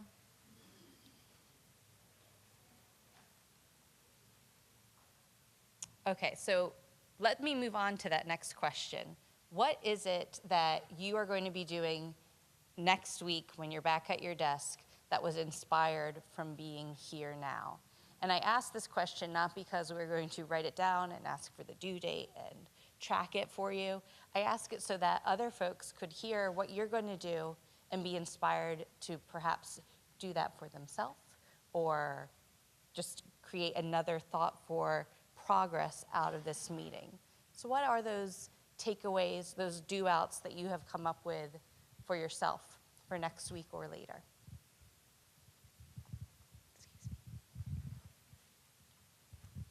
Hi, my name is Alex Cleveland. I'm an assistant director. I'm one of the few people from the national office who is actually here at this meeting. I work for the Forest Service. The program areas I work with are the Botany program, invasive species program, the soils program, and I'm missing vegetation ecology. Thank you. And I guess what I have learned at this meeting that I'm going to take home and do as soon as I get back to the office is figure out what I can do to make sure that the plant voice is in the room at the national OFLAW meeting at a very high level. It concerns me that there's a meeting that goes on that talks about all the species we are most concerned about and that we don't have botanists in the room. So that's my take home, and that's what I'm going to work on, and it'll happen. Promise.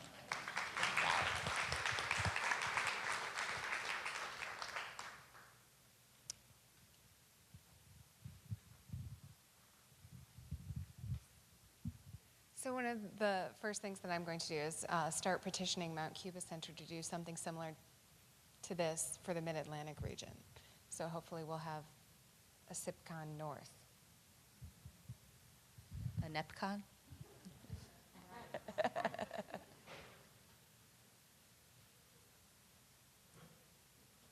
Oh, yes, Jenny. I'm hearing so many good ideas, and one of the things that comes out of these really good ideas is how big we're going to be, and how 150 people is a nice size. Once you get bigger than that, it's hard to break into smaller groups, and so another thing to think about is how do we subdivide ourselves? Do we subdivide ourselves by regions or habitats or north or south or west?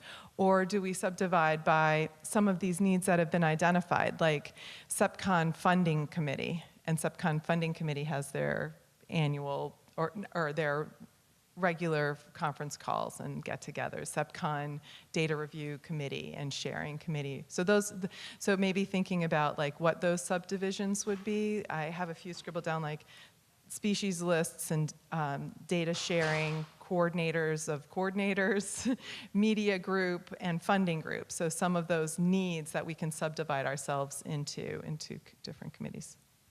Yeah. Thank you. I saw a hand somewhere in the back left, or in the back, the center here, Jennifer. There were several botanic gardens, smaller gardens, that didn't have the ability to come to this meeting, and I'm calling them next week and so excited. I'm going to tell them that we'll get the PowerPoints to them and the videos and start talking. They really want to be involved. They're small gardens, the one in Mississippi that's so fabulously beautiful, that name just went out of my head, Morris Arboretum. They have a garden the size of our botanic garden, many hundreds of acres, and they have 4 staff for the entire botanic garden. But they really want to be here, and they really want to work for Mississippi and do conservation. But there's like 9 of those. So I'm excited to call them back and say, let's do it. Thank you. What else is happening next week for you all?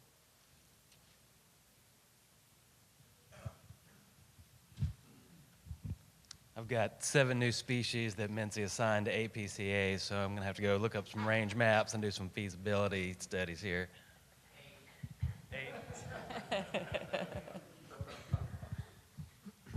This is kind of granular, and I'm not going to be here this afternoon, so I just wanted to bring it up and toss it out there. I lead a few species projects for GPCA. And that's how we're sort of arranged, all these 100+ projects that most of them are species projects. And now I'm thinking outside of Georgia and thinking, who outside of Georgia is also working on the species, maybe wants to communicate with us, and how do we make that happen for our projects, is pull in people from other states that want to maybe be at least peripherally involved with our project and either contribute to it or learn from it and bring it home to what they're doing.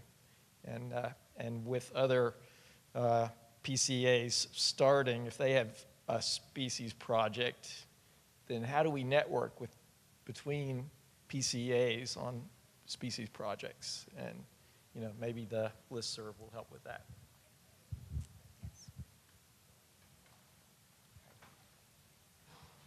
Oh, hello, I'm Annabelle Rennick from SePPCon Gardens, and this is not about what I'm going to do next week, but it's just about something I was looking at just now. And in my background, in my research background, I've always thought it's very useful to try and piggyback what other people do to save time and effort. And I was just looking about what goes on in Europe, because I'm British. The Europeans have done all of this and have brought European countries together, doing exactly the same thing you're trying to do here, and trying to categorize and define and decide on what are the priorities and everything across the whole of Europe. And this was done about 10 years ago, and they're updating it. And I'll just say maybe we could all find something out of how they're approaching the strategies, the approaches that they're taking that might help us. That's the only thing I want to say, that look at what other people are doing as well, I mean, across the world. Thank you. Yes, so maybe you don't have to reinvent the wheel.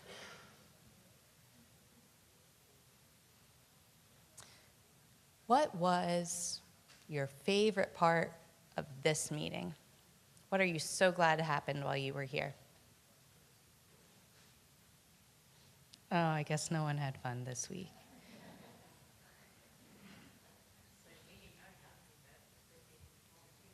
Just meeting everyone.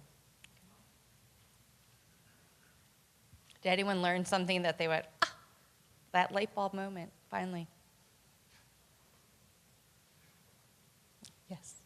All right, here is, we have some more time together, and so I wanted to take this opportunity, knowing that it may be a year before you're all in a room together and have just this open forum.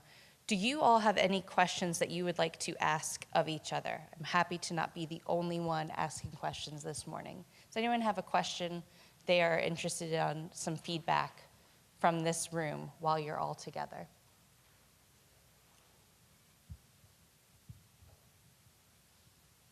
Yes.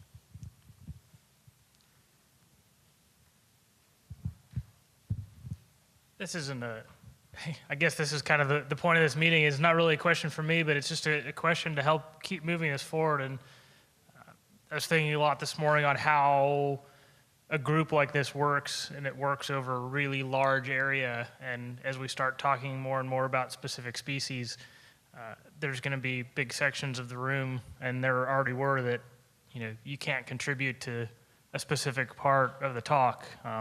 There's a lot of us in North Carolina that don't know anything about the species in East Texas. And trying to break this down and looking at, is there another SePPCon that's created for the Mid-Atlantic? And now all of a sudden I have 2 meetings to go to because I fall into 2 regions. And so how do you break that down? Do you take this as an eco-regional approach? Everybody that works in the Piedmont, kind of works together on specific types of species. And I'd just be interested to have this throughout the room and have people's thoughts on how they think this can work at a really large scale. Any responses for that?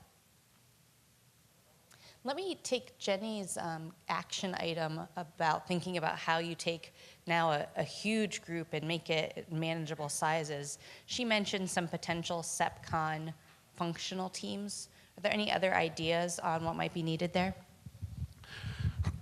One idea I had over the last few days is, especially if the group grows, is having breakout sessions that deal with specific topics. I could see a section dealing with funding yesterday, or I think it was yesterday, propagation issues, sharing information about difficult to propagate rare species, community relations, just so maybe some breakouts would help if we've got a large group. I don't know if that's feasible or not. I don't know if this is worth consideration, but just based on the last comment I heard, in the early 1990s, when there was a lot of interest and concern over bird declines. One of the things that we did in the southeast in terms of addressing which species were in most trouble, similar concept to what we're talking about here, is actually organized by physiographic areas and have physiographic area workshops, which we held throughout the southeast. We were, I think, the only region in the country that really organized that way, and it's a stress on folks that can't travel out of state easily. So that's the downside. But the upside was where we could talk about Piedmont and that way, or Piedmont, where we could include, the northern areas that Alan was talking about, New Jersey, coastal plain. We'd break up the coastal plain in the South Atlantic, East Gulf, West Gulf, and actually just have those kinds of workshops around the region, assuming the region is something like the southeastern Texas, Oklahoma, mid-Atlantic, all of that stuff is included in this discussion. So that's something to think about. Eventually how we organized Partners in Flight, which is what that evolved into in the southeast, was planning by physiographic area, conservation planning by physiographic area, and then implementing by state or multiple states, however people felt was best to go. Just a thought. Thanks, Chuck. So when I think about this organization, I think a lot, and this question, I think a lot about scale. So there are certain questions that are universal for the group. And at SePPCon, I think that those are the things that should be addressed, even in the breakout sessions. So for instance, how to deal with fragmentation. You have massive population growth in the southeast, so we all have similar problems dealing with that population growth and fragmentation. Urban burning, okay, edge of range. So when we talk about things that are at the end of the range. So these are the kind of topics that I think that we could all contribute to. Narrow endemics within a state could be sent out to local groups. We don't need to be having conversations at this meeting about things that are only in South Florida unless we want to share our experience. So there can be a sharing of experience part, and that's great, but we're not going to do an expert input for those species here. That's going to go out to committee or out to subgroup. So I think the idea is to identify, so for instance, media, power of outreach, why the Southeast Flora is important, fragmentation, pollution. These kinds of issues are the kinds of things that could be dealt with here. Thank you.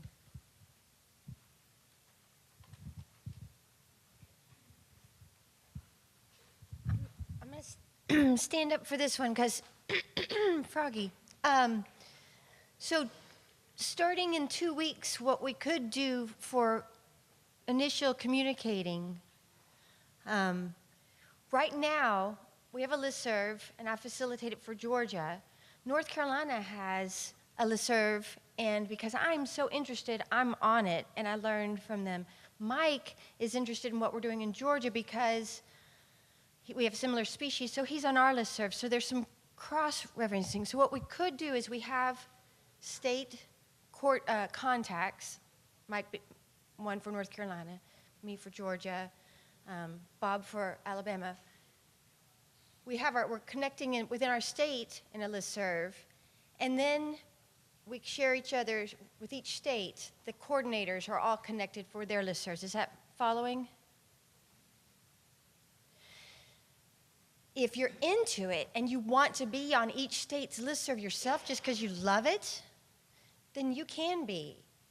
Or you can just wait for Bob Boyd of Alabama to see what's going on at the state level and filter it through to you if it's relevant to Alabama or a species that you're working on or our community. So that's something we could do within 10 days, are these listservs with, like Jenny was saying, contacts per state or microregion. So or at least LinkedIn, we can be linked in as a whole group, and we can be linked in a few different slices. Does that follow a little bit? Anyway, we can do it, like now. So we keep talking. Thank you. So if we think back to when Vivian was presenting about resources yesterday, she was saying she spent hours on Google and the the results were few. Are there any resources that we might want to suggest that if one day when you Google SePPCon, this is what pops up? It's a very out there question, but what are those things that you would want to see associated with this meeting for a future resource perspective?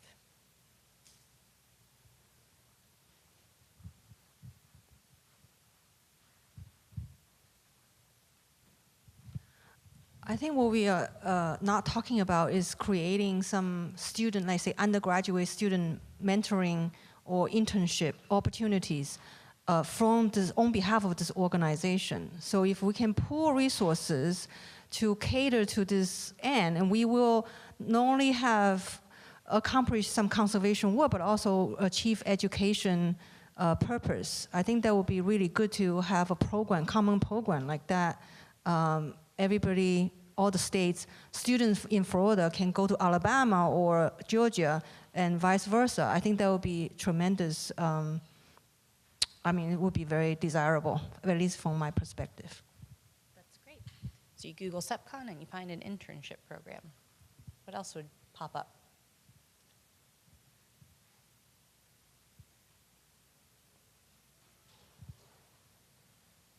All right, we'll let that one marinate for a while. Are there any other comments? Doesn't have to be in response to any specific question that I've raised that you'd like to take this opportunity in this forum to share. Yep.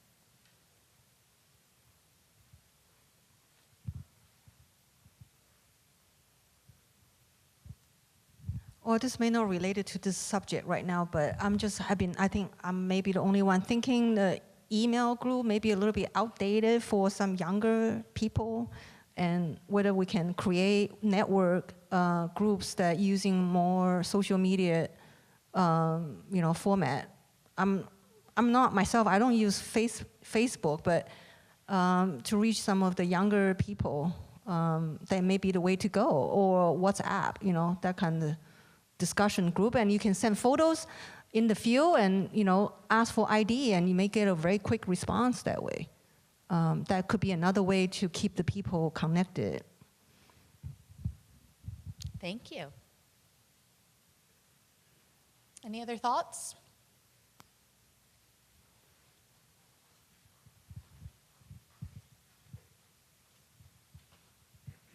George had a good cup of coffee this morning. He's on fire.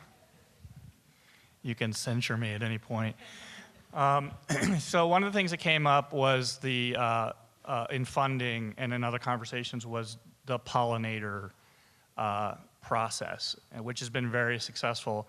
And it just leads me to think that one of the things we really should do, although we need to counter animal blindness, we don't want to go too far, in the sense that I think that there's funding in the animal world, and we need to find powerful linkages between plants, which are fundamental to the life of animals, and the groups that have a lot more power and money.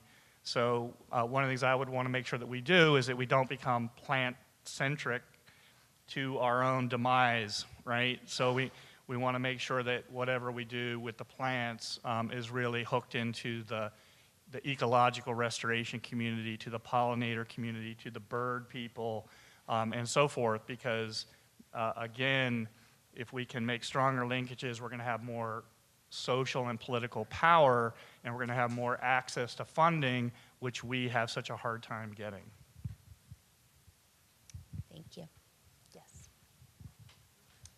Just to follow up on that, related to the zoo community, you may or may not know AZA, which is the governing body for zoos and aquariums, has put kind of the demand out there to AZA institutions, of which there are 244 in the United States, that they commit no less than 3 to 5% of their annual operating to conservation activities, keeping in mind that many of those conservation activities include habitat conservation, not just animal conservation.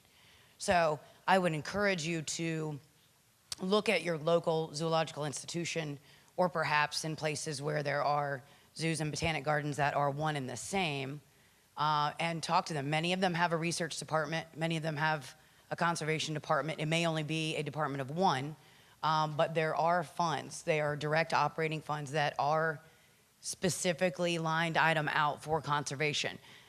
If you go to them and say, I want to save this orchid, and you can't tie it to some sort of habitat conservation or some critter, but it might have 8 legs or it might have 2 or 4, doesn't matter. So I would encourage you to do that. We were able to do that in Atlanta. We're doing that now in Naples. We've been successful in funding a lot of habitat projects. They're sexy projects. People like to see plants and animals and birds and bugs living together. It allows us to tell a story. Your local botanic gardens and your zoological gardens, I like to call them. We do a lot of public outreach. We do a lot of interpretation. We can weave this into public education programs. We're tied into the local universities. We have tons of volunteers. So just know that that additional network is out there. And another quick plug, speaking to social media, there's an initiative that was kind of started out of Longwood Gardens, I believe, called Seed Your Future. They've got an executive director. They've got a decent amount of momentum behind them. There's going to be a meeting in February in West Chicago. Ball Horticulture is putting that on. Their sole purpose is to promote horticulture as a career, to try and get a new generation of folks interested in this career that we all know and love, but we are not seeing very much coming up in the way of youngsters coming behind us. So I would encourage you, they have a Facebook page, they have a website, they've got a lot of momentum. They're putting together an advisory council and a leadership council as well to kind of drive that, but they've made a lot of headway. Not to mention there's a ton of online groups specific to horticulture careers and young botanists. I don't know if you've seen, there's a YouTube video where they say, I'm a botanist, and they start talking about the movie The Martian, and I think we all thought that was going to be something, but that's okay. Anyway. Thank you. Pam Allenstein with the American Public Gardens Association. So I've got a question for pondering over, what do I take back? What do I take back to my colleagues, many of whom are not plants people? What do I take back to decision makers, leadership within the Botanic Garden community, within our association? We have opportunities. We're 2 hours away from DC. And the surrounding organizations, and on a national scale, to your point about thinking about scope, what would be the most effective things that we could be doing to connect and to promote, keeping in mind the staff's about 8-9 people, and what can we be doing, what do our members who are here want to see us do, and hope that you'll share that either through the course of this afternoon remaining, or contact me and let me know. Got ideas swirling. Some of it has to do with seeing if we can help through MOUs to streamline permitting with other agencies. We have that in place for the Forest Service lands, but not for through other agencies and other lands. Some of that will be contacts, who has existing relationships and contacts that will help open doors to make that happen.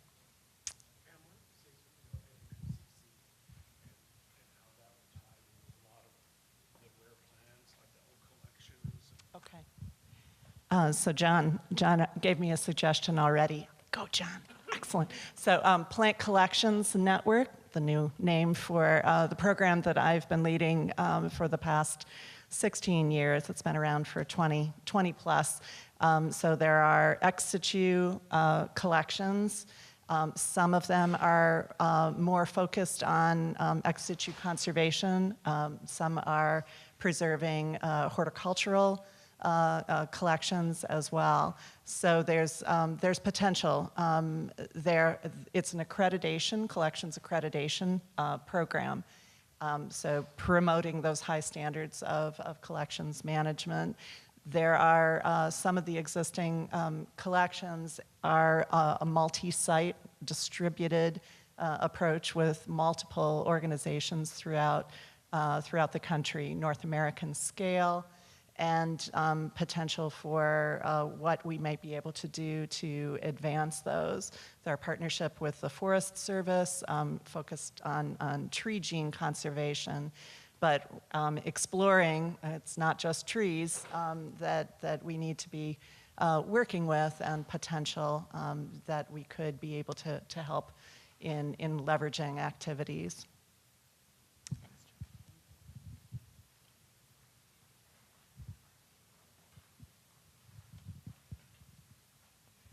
I'm Jerry Pullman, and I'm a plant tissue culturist at Georgia Tech, and I've partnered with the Atlanta Botanical Gardens on, gosh, about 10 species now, and developing in vitro systems to help conserve plants. And what I want to point out is there's a tremendous resource that many of you can work with your local colleges, your universities, and if you find a biologist who's kind of interested in plant science, they will, you know, and you say that I have a rare species that I would like to work maybe with an undergraduate student that I can supply to you, that with a little bit of partnering with somebody to mentor a student and the rare material to provide to the student,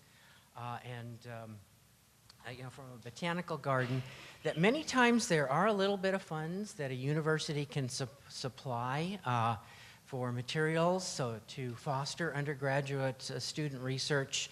And, you know, there's a resource here that across the land is really available. And you just need to do a little bit of legwork and, you know, make some phone calls. Hey, is there anybody interested in plant science at this local college?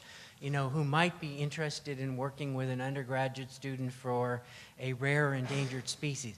But I found that the students have, when they, you know, I'll just tell a little story. When we went and visited to the Botanical Gardens and we got some seeds from Torreya taxifolia, the rarest conifer in North America, and the seeds were given to the student. The next day the student came back and said, are these the only seeds available?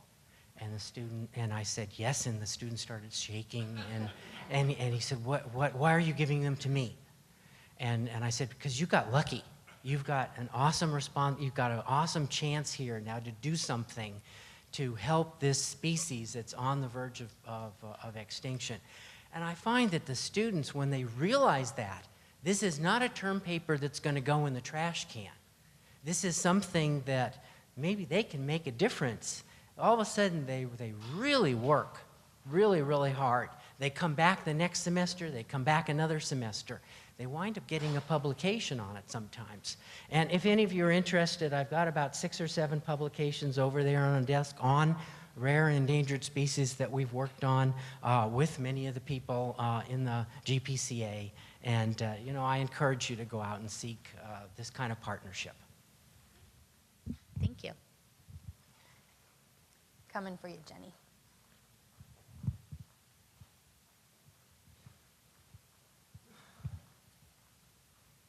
Thank you.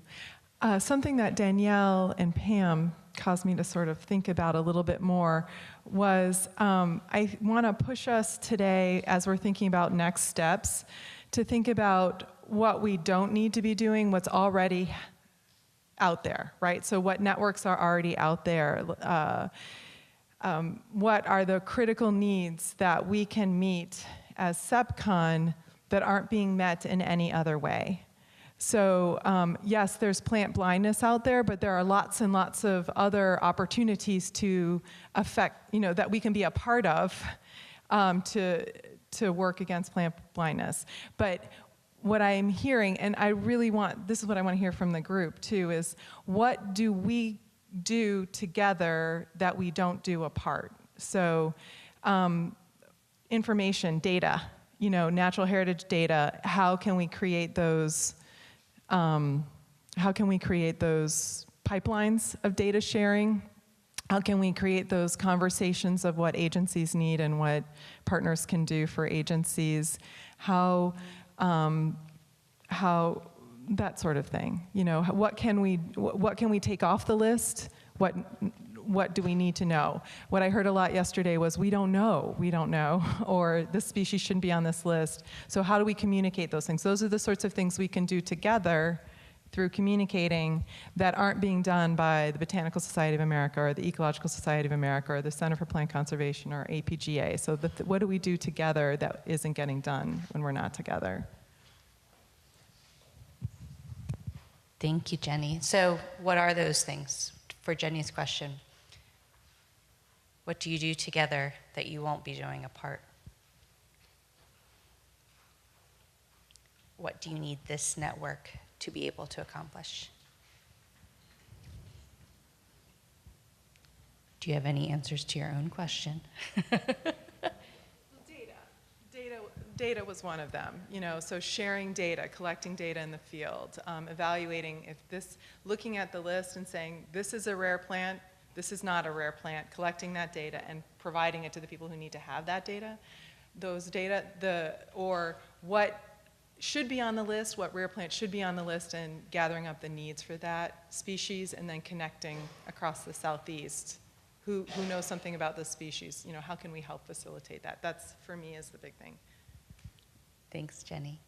I'm gonna give this to you, Steve, for battery change.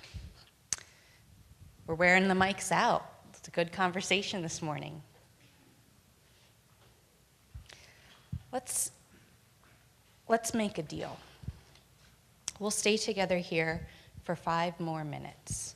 So we got 5 minutes left in this room, open floor, open mic. Who has that last burning question or thought to share?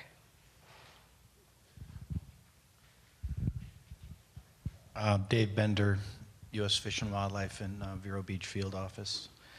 I want to kind of support what Dr. Gann is saying over there regarding scale. In Florida, we have, I like to think we have our act together pretty good, because we have teams working, recovery teams for single species. We have habitat working groups. We have a rare plant task force. We have another state meeting where they rank state listed plants. And, you know, I think SePPCon, the best use of this could be to bring together the best of what comes out of these local groups, bring the best success stories and the best people who can share them, get them in this room with regional people like Mike Harris and other people from Fish and Wildlife and state agencies who are closer to the purse strings, and get those kind of folks who have the regional pull on funding here, impress them with what we're doing, and you know, try to get this to be a little bit more of an outreach to that more higher level, because I know Vivian and I in Florida, we're constantly banging the drum to get funding for plant projects. But I think it would behoove us if like our state supervisor were here and could see how much great work is going on, and it would help reinforce what we're trying to do on the local level. 3 more minutes. Who's got ants in their pants with a question or a comment? Lisa, excuse me.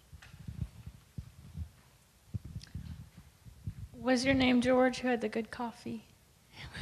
I thought I caught your name was George, but I just really, I think your point of addressing issues, pressing issues that are common across the region, using this forum to address those issues was a really good idea. I I just like that point a lot, so I wanted to second it. Okay, so I said let's make a deal. Here's the deal. This session on the agenda was blocked to go till 10:45. It's just before 10:30. So I'm going to give you 15 extra minutes of break. But what you're going to give me is that you're going to be in your seats to get started at noon. Deal? Okay, Carrie has an announcement before we begin the break. First of all, I want to thank you for all your feedback, and then I also want to encourage you to stay in contact with me after you do the participation survey that was sent out with your email confirmation for registration. I want your feedback on how that can be improved. I'm trying to collect information regarding everyone's expertise for species, habitats, their states, microregions, physiographic regions they work in, et cetera. So if there's something you feel that I could add to make that more efficient or encompassing, please let me know. Another thing, I just wanted to remind everyone that we are selling SePPCon t-shirts. We had some printed for all of our people who have been volunteering and presenting. If you are volunteering, speaking, moderating this week and did not get your t-shirt at check-in, please go get your complimentary shirts. And if you would like to purchase a shirt, we have them for sale at the registration desk in Mershon Hall. We're also going to be having tours of the garden. I said this morning, but not everyone was in here. So just to remind you, there will be docents, volunteers out near the fountain here in the parterre, and then they will be leading tours to different areas of the garden. So be sure to get in on that, which is going to be around 11 o'clock during our long lunch hour today. Thank you, Carrie. So what time is it that everyone's going to be back and in a seat? 12. All right. Enjoy the garden.